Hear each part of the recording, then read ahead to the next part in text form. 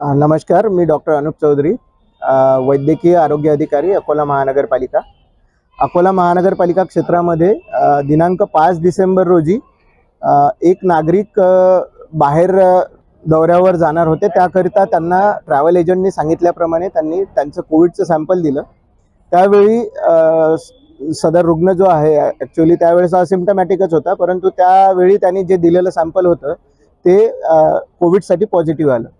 Covid positive आल्यानंतर आम्हाला नियमानुसार हेडगेवार हॉस्पिटल जिथून सॅम्पल गेलं होतं त्यांनी आम्हाला इन्फॉर्म केलं। त्यानुसार आमच्या आरोग्याच्या ज्या टीम्स आहेत त्यांनी त्या घराला व्हिजिट दिली।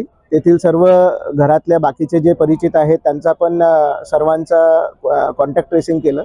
त्यामध्ये सर्वच जण असिम्प्टमॅटिक असल्याचे आम्हाला आढळून आले। त्यांना आपण कोविडच्या नियमानुसार क्वारंटाईन होण्यासाठी सूचना दिल्या होत्या, त्याचे त्यांनी पूर्णतः पालनही केले।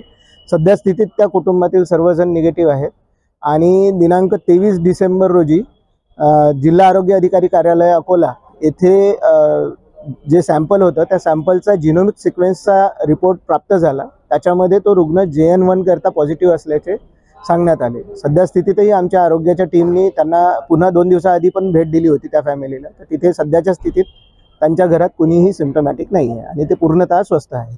धन्यवाद।